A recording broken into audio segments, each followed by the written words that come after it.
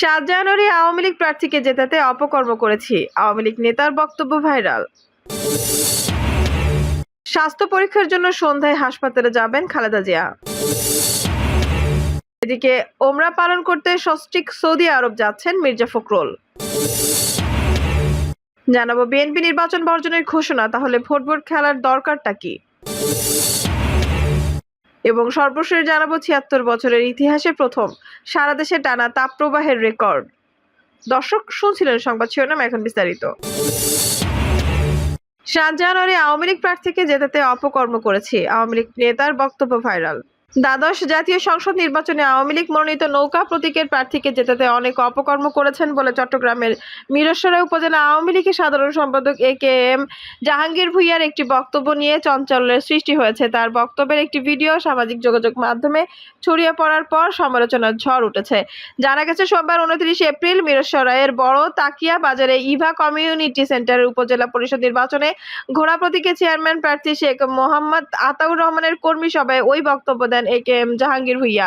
জাহাঙ্গীর ভূঁইয়াকে বলতে শোনা যায়, আমরা গত ৭ জানুয়ারি বাংলাদেশ আওয়ামী লীগের প্রার্থী আমাদের প্রিয় নেতা ইঞ্জিনিয়ার মোশাররফ হোসেনের সুযোগ্য সন্তান মাহবুবুর রহমান রুহেলকে জেতানোর জন্য আমরা অনেক অপকর্ম করেছি। আগামী ৮ মে কোনো অপকর্ম ছাড়া আমরা ভোট কেন্দ্রে খোলা রাখবো। নেতা কর্মীদের উদ্দেশ্যে তিনি আরো বলেন, আমাদের প্রার্থী বলেছেন ভোট কেন্দ্রে আসবেন, যাকে খুশি তাকে ভোট দেবেন, আমাদের আপত্তি নেই। তবে যদি কেউ ভোট কেন্দ্র বন্ধের পায়তারা করেন, একাধিক ভোট দেওয়ার চেষ্টা করেন, কবরস্থানের মুর্দাদের ভোট দিতে চাই, আমরা তৎক্ষণাৎ ভোট কেন্দ্রে বন্ধ করে সেখানে বিক্ষোভ প্রদর্শন করব। ভিডিওতে মিরসরাই উপজেলা আওয়ামী লীগের সাধারণ সম্পাদককে আরো বলতে শোনা যায়, আমরা আর কোনো অবস্থায় অপকর্ম চাই না। ভোটবিহীন যে অবস্থা সৃষ্টি হয়েছে, আজকে বিএনপি ভোট কেন্দ্রে যায় না, আওয়ামী লীগও ভোট কেন্দ্রে যেতে চায় না। মানুষকে ভোটে ফেরাতে শেখ হাসিনা কোনো দলীয় প্রতীক রাখেননি। ভোট কেন্দ্রে না আসার প্রবণতা মিরসরাই সহ পুরো বাংলাদেশে তৈরি হয়েছে। আমরা আর কোনো অবস্থাতে আর অপকর্ম চাই না। বক্তব্যের বিষয়ে জানতে চাইলে এ.কে.এম. জাহাঙ্গীর ভূঁইয়া গণমাধ্যমকে জাতীয় নির্বাচনে অপকর্মের বিষয়টি স্বীকার করেন। তিনি বলেন, জাতীয় নির্বাচনে দলীয় প্রার্থীকে জেতাতে সব চেষ্টা যে বৈধ ছিল তা নয়, অনেক অপকর্মও করেছি। তিনি আরো বলেন, এখন যে কোনো নির্বাচনে ১০ থেকে ১৫% বেশি ভোট পড়ে না। এবারে উপজেলা পরিষদ নির্বাচনে কেন্দ্রীয় সিদ্ধান্ত দলীয় প্রতীক না রেখে নিরপেক্ষ নির্বাচনের সিদ্ধান্ত হয়েছে, কিন্তু আমাদের উপজেলা একজনের পক্ষ নিতে বলা হয়েছে। অনেকেই এই সিদ্ধান্ত মেনে নিতে না পারলেও মুখে কিছু বলছে না। আমি কেন্দ্রীয় সিদ্ধান্ত মেনে নির্দিষ্ট একজনের পক্ষ নিতে পারবো না। জাহাঙ্গীর ভূঁইয়ার বক্তব্যের বিষয়ে জানতে চাইলে সুশাসনের জন্য নাগরিক সুজন চট্টগ্রাম জেলা সাধারণ সম্পাদক অ্যাডভোকেট আক্তার কবির চৌধুরী গণমাধ্যমকে বলেন, ভোট সুষ্ঠু হয়নি, এটি দিবালোকের মতো সত্য। তিনি আরো বলেন, আমি তো বরং যিনি বক্তৃতায় এটি বলেছেন অকপটে স্বীকার করার জন্য তাকে ধন্যবাদ জানাই। তার কথাকে নিন্দা নয়, বরং বলার জন্য আমি সাধুবাদ জানাচ্ছি। স্বাস্থ্য পরীক্ষার জন্য সন্ধ্যায় হাসপাতালে যাবেন খালেদা জিয়া। মেডিকেল বোর্ডের সিদ্ধান্ত ক্রমে শারীরিক কিছু জরুরি পরীক্ষা নিরীক্ষার জন্য সাবেক প্রধানমন্ত্রী ও বিএনপি চেয়ারপারসন বেগম খালেদা জিয়াকে হাসপাতালে নেওয়া হবে। সন্ধ্যায় গুলশান ২ এর বাসভবন ফিরোজা থেকে এভার কেয়ার হাসপাতালে নেওয়া হবে খালেদা জিয়াকে। মঙ্গলবার দিবাগত মধ্যরাত এই জন্য মঙ্গলবার দিনগত মধ্যরাতেই তথ্য জানান বিএনপি চেয়ারপারসনের প্রেস উইং সদস্য শামসুদ্দিন দিদার। ওমরা পালন করতে সস্ত্রীক সৌদি আরব যাচ্ছেন মির্জা ফখরুল। পবিত্র ওমরা হজ পালন করতে সৌদি আরবে যাচ্ছেন বিএনপি মহাসচিব মির্জা ফখরুল ইসলাম আলমগীর, সঙ্গে যাবেন স্ত্রী রাহা তারা বেগম। বিএনপির মিডিয়া সেলের সদস্য সাইরুল কবির খান বলেন, আগামী ২রা মে ওমরা হজ পালন করতে বিএনপির মহাসচিব মির্জা ফখরুল ইসলাম আলমগীরের সৌদি আরব যাওয়ার কথা রয়েছে। বিএনপি নির্বাচন বর্জনের ঘোষণা, তাহলে ভোট খেলার দরকারটা কি? ৮ মের উপজেলা নির্বাচন নিয়ে দুই শিবিরেই উথাল পাথাল অবস্থা চলছে। কোনো পক্ষই নিজেদের নেতাকর্মীদের মানাতে পারছে না। বিএনপি নির্বাচন বর্জনের ঘোষণা দিয়ে রেখেছে অনেক আগে, এরপরও দলের অনেক নেতাকর্মী প্রার্থী হয়েছেন। সঙ্গে সঙ্গে দল থেকে তাদের বহিষ্কার করা হলো। চেয়ারম্যান, ভাইস চেয়ারম্যান ও মহিলা ভাইস চেয়ারম্যান মিলে ৭৩ জন। ৪ পর্বের প্রথম পর্বে ৭৩ জনকে বহিষ্কার করতে হলে বাকি ৩ পর্বের এই সংখ্যা কয়েক শতে দাঁড়াবে। গণহারে বহিষ্কার নিয়ে দলের ভেতরেই কথা উঠেছে। বিএনপির অনেক মনে করেন, এভাবে একের পর এক নির্বাচন বর্জন করলে সরকারই লাভবান হবে। বিএনপির তৃণমূলের নেতাকর্মীদের মধ্যে হতাশা বাড়বে। দলীয় ভিত্তিতে নির্বাচন হচ্ছে না বলে বিএনপি প্রথম থেকে কিছুটা নমনীয় ছিল। তাদের ইঙ্গিত পেয়ে জামায়াত ইসলামী ঘোষণা দিয়েছিল যেসব উপজেলায় তাদের সম্ভাব্য প্রার্থী আছেন সেসব উপজেলায় তারা লড়বেন। কয়েকজন আগাম প্রচারও চালিয়েছিলেন, কিন্তু বিএনপির কঠোর অবস্থানের কারণে জামায়াত ও দলীয় নেতাদের প্রার্থিতা প্রত্যাহার করতে বলে এবং সবাই সেটা মেনেও নেয়। কিন্তু বিএনপিতে তা হয়নি। অন্যদিকে আওয়ামী লীগ ভেবেছিল বিএনপি নির্বাচনে না আসায় হেসে খেলে বৈতরণী পার হবে, কিন্তু যতই ভোটের তারিখ এগিয়ে আসে ততই গোলমাল বাড়ছে। দলের সর্বোচ্চ পর্যায় থেকে মন্ত্রী এমপিদের স্বজনদের নির্বাচনে প্রতিদ্বন্দ্বিতা করতে নিষেধ করা হয়েছিল। কে মানে কার কথা? কিন্তু তৃণমূলের নেতা কর্মীদের একটাই কথা, জয়ী হতে হবে, প্রতিদ্বন্দ্বী রাখা যাবে না। ৭ জানুয়ারি নির্বাচন প্রতিদ্বন্দ্বিতাপূর্ণ দেখাতে আওয়ামী লীগ প্রার্থিতা উন্মুক্ত করে দিয়েছিল। বিরোধের নাম দিয়েছে আমি তুমি ও ডামি নির্বাচন। উপজেলা নির্বাচনে প্রতিদিনই নতুন নতুন উপসর্গ দেখা যাচ্ছে। হুমকি পাল্টা হুমকি, গর্জন বর্জনের আওয়াজ আছে। আগে নির্বাচন এলে আমরা দেখতাম এক দলের প্রার্থী অন্য দলের প্রার্থীকে শাসাচ্ছেন, এখন একই দলের 2 বা ততোধিক প্রার্থী পরস্পরকে শাসাচ্ছেন, হুমকি দিচ্ছেন।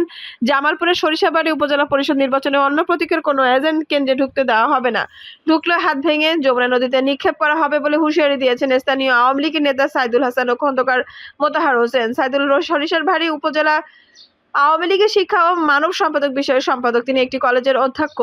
আর মোতাহার হোসেন উপজেলা আওয়ামী লীগের সদস্য ও পিংনা ইউনিয়ন পরিষদের সাবেক চেয়ারম্যান। এই দুই নেতা উপজেলা চেয়ারম্যান পদে আনারস প্রতীকে অংশ নেওয়া উপজেলা আওয়ামী লীগের সাংগঠনিক সম্পাদক রফিকুল ইসলামের সমর্থক।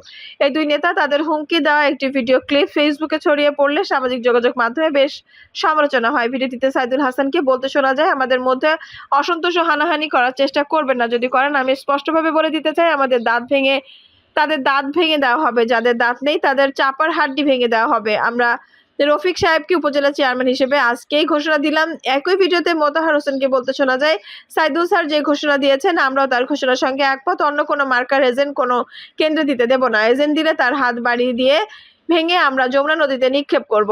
পরে আইন শৃঙ্খলা রক্ষাকারী বাহিনী এই দুই নেতাকে গ্রেপ্তার করে। ভোটের আগেই যদি কাউকে চেয়ারম্যান ঘোষণা করে দেওয়া যায় তাহলে নির্বাচনের দরকার কি?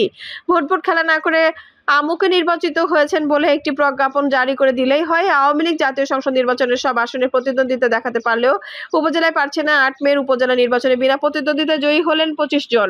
বাগেরহাট সদর, মুন্সিগঞ্জ সদর, মাদারীপুর, শিবচর ও ফেনীর পরশুরাম উপজেলা পরিষদের চেয়ারম্যান, ভাইস চেয়ারম্যান ও মহিলা ভাইস চেয়ারম্যান পদে সবাই বিনা প্রতিদ্বন্দ্বিতায় নির্বাচিত হয়েছেন। পরবর্তী 3 ধাপেও আমরা বিনা প্রতিদ্বন্দ্বিতায় অনেকে নির্বাচিত প্রতিনিধি পেতে যাচ্ছি। সব উপজেলায় এই পদ্ধতি চালু হলে নির্বাচন কমিশনেরই প্রয়োজন হবে না। সহকর্মী প্রণব বল চট্টগ্রাম থেকে রাউজান মডেল নিয়ে লিখেছেন, 2014 সালের 10ম জাতীয় সংসদ নির্বাচনে রাউজান থেকে আওয়ামী লীগের প্রার্থী ABM ফজলে করিম চৌধুরী বিনা প্রতিদ্বন্দ্বিতায় নির্বাচিত হন। এরপর থেকে রাউজানে স্থানীয় সরকারের প্রায় সব পর্যায়ে নির্বাচনে বিনা ভোটের প্রচলন শুরু হয়। 2016 সালে অনুষ্ঠিত 14টি ইউপি নির্বাচনের মধ্যে 11টিতেই বিনা প্রতিদ্বন্দ্বিতায় চেয়ারম্যান নির্বাচিত হন। 2021 সালে 14 ইউনিয়নের সব কটিতেই বিনা প্রতিদ্বন্দ্বিতায় চেয়ারম্যান ও সাধারণ সদস্যরা নির্বাচিত হন। একই বছর পৌরসভা নির্বাচনে পৌর চেয়ারম্যান ও সাধারণ সদস্যরা বিনা প্রতিদ্বন্দ্বিতায় নির্বাচিত হন। গত উপজেলা নির্বাচনে এই মডেল বাগেরহাট ও ফেনী সহ আরও কয়েকটি জেলায় সফলভাবে বাস্তবায়িত হয়েছিল। আওয়ামী লীগের কেন্দ্রীয় নেতৃত্ব, মন্ত্রী ও এমপিদের স্বজনদের নির্বাচন না করার নির্দেশ দেওয়া হয়, পরেও তারা প্রতিদ্বন্দ্বিতায় আছেন, কেননা তারা জানেন দল যে সিদ্ধান্তই নিক না কেন একবার নির্বাচিত হওয়ার পর তাদের বিরুদ্ধে দল ব্যবস্থা নিতে পারবে না। আর মন্ত্রী এমপিদের স্বজন তো কেবল উপজেলা নির্বাচনে নেই, সিটি কর্পোরেশনে আছেন, পৌরসভায় আছেন, জেলা পরিষদে আছেন, ইউনিয়ন পরিষদে আছেন, আবার বেছে বেছে অনেকের প্রতিষ্ঠানে তাদের বসানো হয়েছে। সেসব স্থানে মন্ত্রী এমপিদের প্রভাব বিস্তারের প্রশ্ন না থাকলে উপজেলা কেন আসবে? আওয়ামী লীগের নেতাকর্মীরা নির্বাচনের রাজনৈতিক প্রতিদ্বন্দ্বিতাকে মোকাবেলা না করে এখন নিজেরা নিজেদের মোকাবেলা করছেন। জাতীয় নির্বাচনের পর উপজেলা নির্বাচনে তারা আরেকটি প্রতি ম্যাচ খেলার প্রস্তুতি নিচ্ছে। সত্যিকার ম্যাচটি কবে হবে? 76 বছরের ইতিহাসে প্রথম সারা দেশে টানা তাপপ্রবাহের রেকর্ড। চলতি বছরে তাপমাত্রা বৃদ্ধি, ব্যাপ্তি ও দীর্ঘমেয়াদে স্থায়িত্বের নতুন রেকর্ড সৃষ্টি হয়েছে। সিলেট ও চট্টগ্রামের 2-1টি এলাকা ছাড়া সারা দেশের মানুষের উপর দিয়ে বয়ে যাচ্ছে তীব্র তাপদাহ। টানা দাবদাহের 1 মাস পূর্ণ হয়েছে গতকাল মঙ্গলবার। আবহাওয়া অধিদপ্তরের কর্মকর্তাদের মতে সারা দেশে তাপপ্রবাহের ব্যাপ্তি, তীব্রতা ও সময়কাল বিবেচনায় গত 76 বছরের মধ্যে চলতি এপ্রিল মাস নতুন রেকর্ড সৃষ্টি করেছে। এর আগে 1992 সালে 30 দিন তাপপ্রবাহ থাকলেও তা শুধু দেশের পশ্চিমাঞ্চলের জেলাগুলোর মধ্যে সীমাবদ্ধ ছিল। এই বছর সারা দেশে তীব্র তাপপ্রবাহ বয়ে গেছে। মঙ্গলবার দেশের সর্বোচ্চ তাপমাত্রা রেকর্ড করা হয়েছে যশোরে 83.8 ডিগ্রি সেলসিয়াস। এরপরে চুয়াডাঙ্গায় 43.7 ডিগ্রি রেকর্ড করা হয়।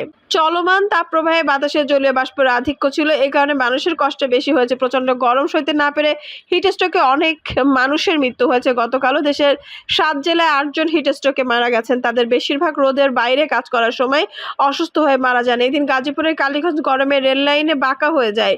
অল্পের জন্য দুর্ঘটনার হাত থেকে রক্ষা পান কালনী এক্সপ্রেসের যাত্রীরা। এছাড়া প্রচন্ড গরমের জন্য দেশে শিক্ষা প্রতিষ্ঠান বন্ধ রয়েছে। যদিও আবহাওয়া অধিদপ্তরের আভাস আজ থেকে গরমের তীব্রতা কিছুটা কমতে পারে।